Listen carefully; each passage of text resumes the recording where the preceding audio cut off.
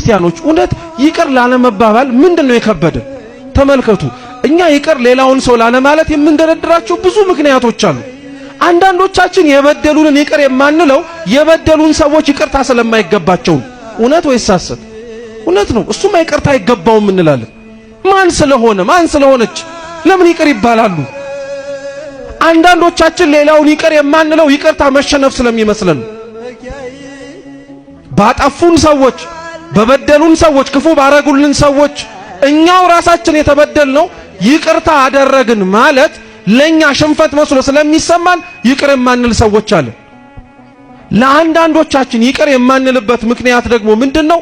ያቆሰሉንን ቁስል እያስታወስን ስለሚጠዘጥዘን ከቁስሉ ጥዝጣዜ ያላነሰ እነሱን ምህረት ማድረግ መልሶ ሌላ ጠባሳ ስለሚመስለን ለሁላችንም ይቅር ላንልበት የምንችልበት ሺህ የምንዘረዝራቸው ምክንያቶች አሉ። ክርስቶስም እንዲሁ ነው። ተመልከቱት። አብረውት ይከተሉት የነበሩትን ሰዎች፣ የሰቀሉትን ሰዎች፣ አብረውት እንኳን ሲውሉ ሲያድሩ የነበሩትን ሐዋርያት ስላጠፉት ብዙ ምክንያቶች ይቅር ላይላቸው የሚችልበት ብዙ ምክንያት ማንሳት ይችል ነበረ። ተመልከቱ። ጸሐፊው እንኳን ወንጌሉን የጻፈው ማቴዎስ ይቅር ላይባልበት የሚችል ምክንያት ነበር።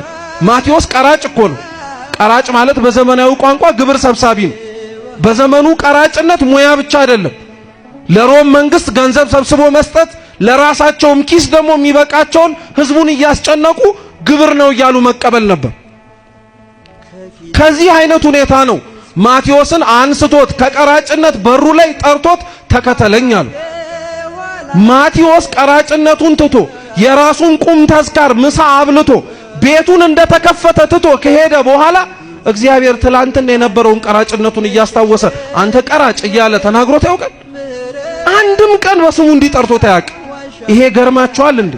አሳልፎ እንደሚሰጠው እያወቀ ከናንተ መካከል አንዳችሁ ትሸጡኛላችሁ እያለ እሱ እንዲነቃ ሌሎች ወንድሞቹን እንኳን ሲያስደነግጣቸው የነበረውን ይሁዳን እንኳን አላስደነገጠው።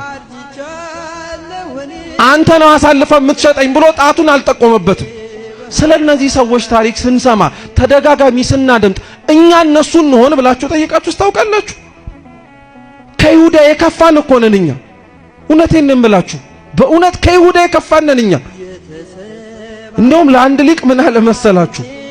በጊዜው ይሁዳ ክርስቶስን የሸጠው በ30 ብር ነው። እኛ በዚህ ዘመን ያለን ሰዎች ጌታን ብናገኘው ኖር በነፃ እንሰጠው ነበር። በነፃ ምንም ዋጋ ሳናወጣ።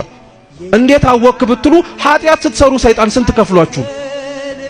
ምን ቃል ገብቶላችሁ?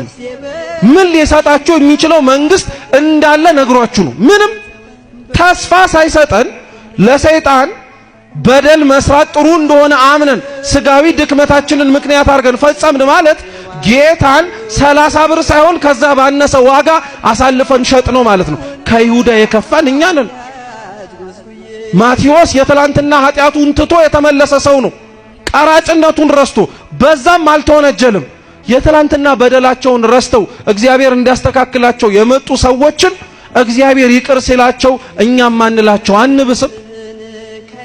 አላውቅልህም የት እንደነበርክ እያልን የምናሸማቀቃቸው፣ ደና ሰው አትመስልም ቆመ ስታስቀድስ የምንላቸው፣ ከዚህ ስትወጣ ምን እንደምታረግ የማናውቅ መሰለህ እያልን ሐሳባችን፣ አንደበታችን፣ ድርጊታችንም ጭምር የሚዘልፋቸው ሰዎች አሉ። ማቴዎስ የትላንትና ቀራጭነቱን አይደለም ክርስቶስ ሲጠራው ያየው የነገ ሐዋርያ መሆኑን ነው።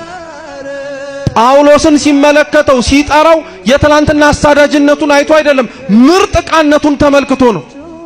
ታዲያ ክርስቲያኖች ምን ሆነን ነው እኛ ሌላውን ይቅር ላንልበት የምንችል ምን በቂ ምክንያት አግኝተን? እኛን ከበደሉን በላይ እግዚአብሔርን አልበደሉትም እኚህ ሰዎች? እኛስ ሌላውን በደልን ከምንለው በላይ እግዚአብሔርን አላሳዘን ነው? በደንብ አድርገን ተመልከቱ ክርስቲያኖች። ሌላውን ሰው ይቅር ላለ ማለት አክርረን የምናጠብቀው ገመድ እግዚአብሔር እኛን ይቅር እንዳይለን የምናስረው ገመድ ነው። ሌላውን ሰው ይቅር ለማለት የምንፈታው ገመድ እግዚአብሔር እኛን ይቅር እንዲለን የምንፈታውም ጭምር። በቃ አጭር እኮ ነው። ክርስቶስ ስለ ይቅርታ ሲያስተምር እናንተ ይቅር መባል የምትፈልጉ ከሆነ እግዚአብሔር ምህረትን እንዲያደርግላችሁ የምትሹ ከሆነ እናንተም ሌላውን ምን በሉን ያሉ ይቅር በሉ።